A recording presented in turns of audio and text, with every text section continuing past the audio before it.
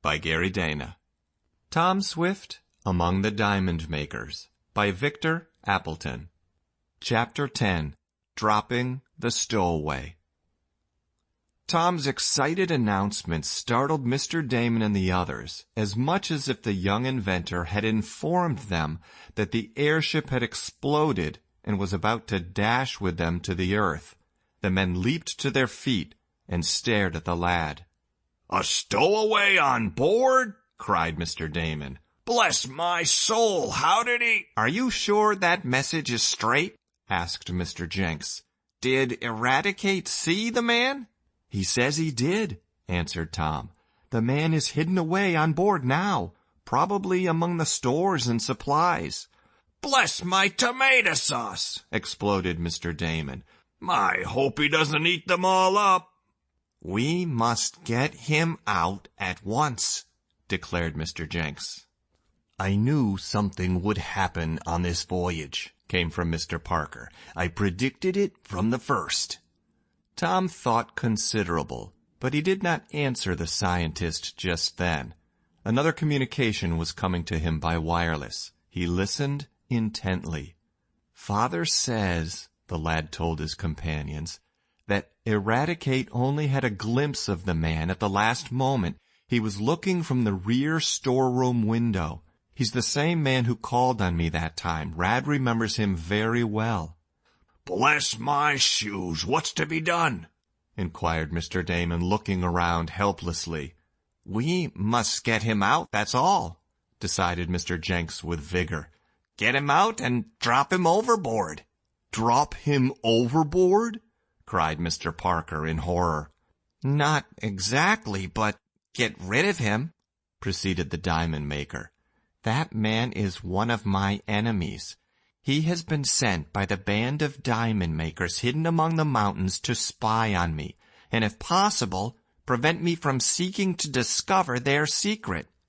He tried to work on Tom Swift's fears and frighten him from using his airship on this quest. Then, when he failed, the man must have sneaked into the shed and hidden himself in the ship. We must get rid of him, or he may wreck the Red Cloud." "That's so," cried Tom. "We must try to capture him. I think we had better." The lad paused, and again listened to the wireless message. "Father says Eradicate saw the man have a gun, so we must be careful." The young inventor translated the dots and dashes. "Bless my powder horn!" exploded Mr. Damon. "We shall have to proceed cautiously then," spoke Mr. Jenks. "If he is like any others in the gang, he is a desperate man." "Better sneak up on him then, if we can," proposed Mr. Parker. "There are enough of us to cope with one man, even if he is armed. You have weapons aboard, haven't you?" he inquired of Tom. "Yes," was the hesitating answer, "but I don't want to use them if I can help it. Not only because of the danger and a dislike of shedding blood, but because a stray bullet might pierce the gas bag and damage the ship." "That's so," agreed Mr. Jenks. "Well, I guess if we go at it the right way, we can capture him without any shooting. But we must talk more quietly. We ought to have whispered. He may have heard us." "I don't think so," replied Tom. "The storeroom is far enough off so that he couldn't hear us. Besides, the motor makes such a racket that he couldn't distinguish what we were talking about, even if he heard our voices. So unless he heard the wireless working and suspects something from that, he probably doesn't know that we are aware of his presence aboard." "But why do you think he has remained quiet all this while, Tom?" asked Mr. Damon. "Probably he wants to wait until the ship is farther out west," suggested Mr. Jenks. "Then he will be nearer his friends and can get help if he needs it." "And do you really believe he would destroy the Red Cloud?" asked Mr. Parker. "I think that all he is waiting for is a favorable chance," declared the diamond seeker. "He would destroy the craft and us too if he could prevent us from discovering the secret of Phantom Mountain, I believe." "Then we must get ahead of him," decided Tom quietly. "I have just flashed to Dad a message, telling him that we will heed his warning. Now, to capture the stowaway." "And while we're about it, give him a good scare when we do get him," suggested Mr. Jenks. "How?" asked Tom. "Threaten to drop him overboard. Perhaps that will make him tell how he happened to get in our ship, and what are the plans of the gang of diamond makers. We may get valuable information that way."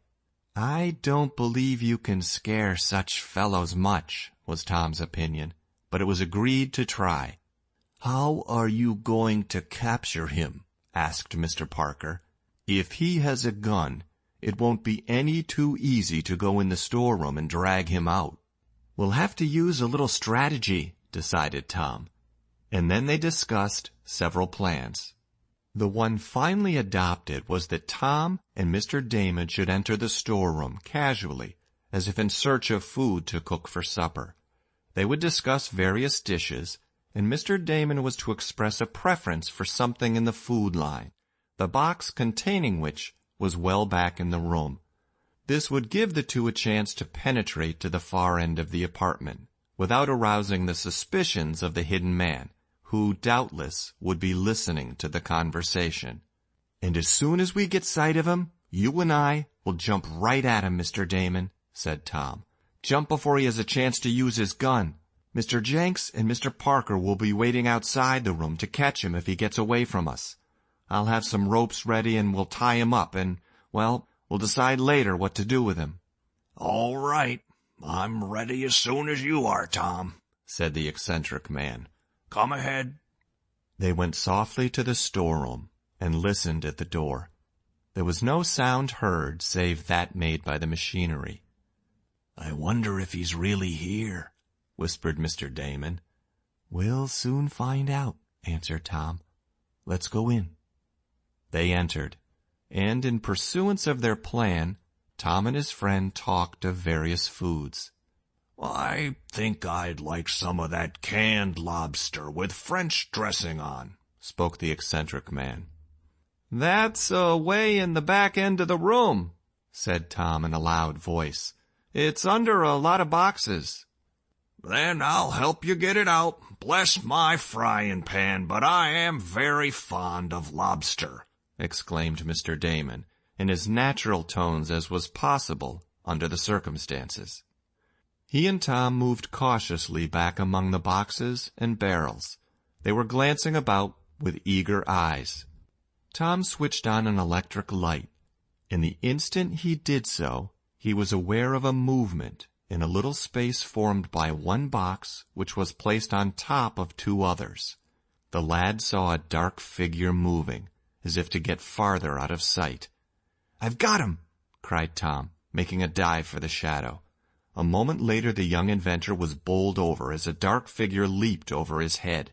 "Catch him, Mr. Damon!" he cried. "Bless my hatband, Mr. Damon's voice ended in a grunt. He, too, had been knocked down by the fleeing man. "Look out, Mr. Jenks!" cried Tom, to warn those on guard at the door of the storeroom.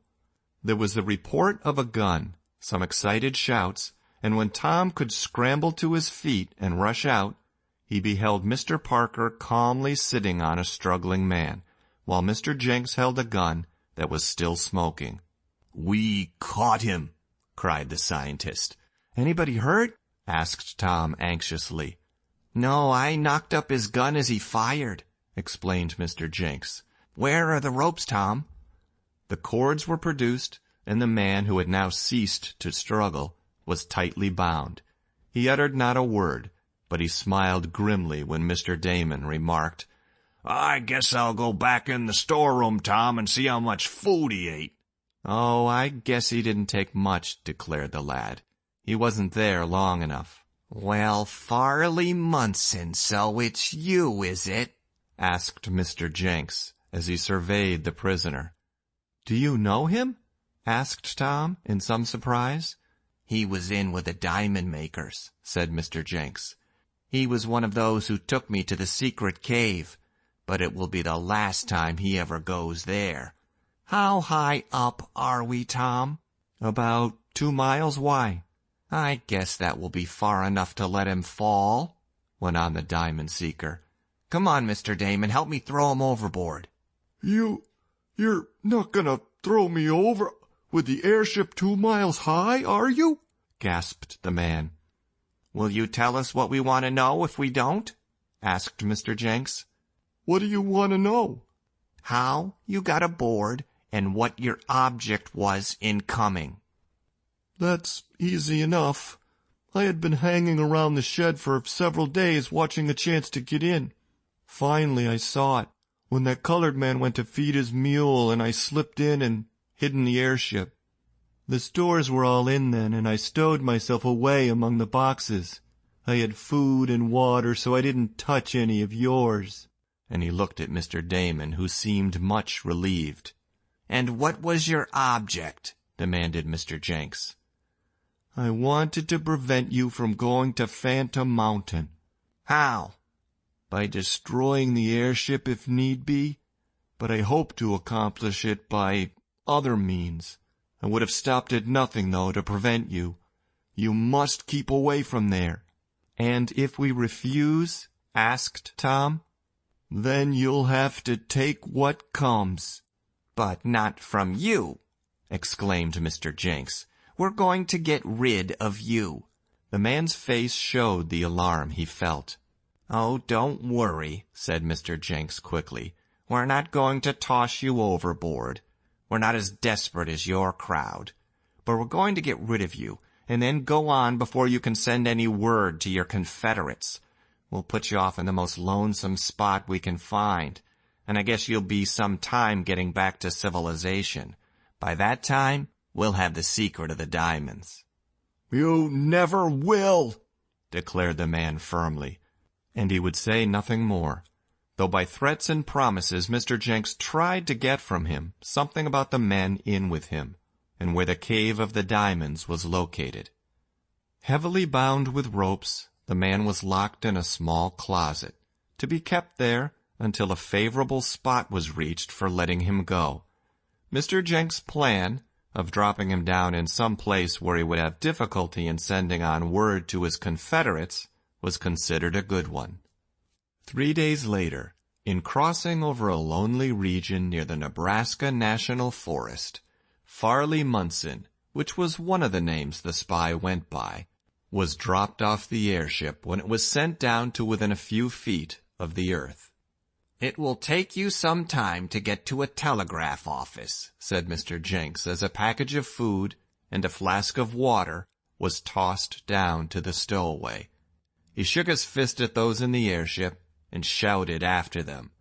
You'll never discover the secret of Phantom Mountain. Yes, we will, declared Tom, as he sent the red cloud high into the air again. End of chapter 10.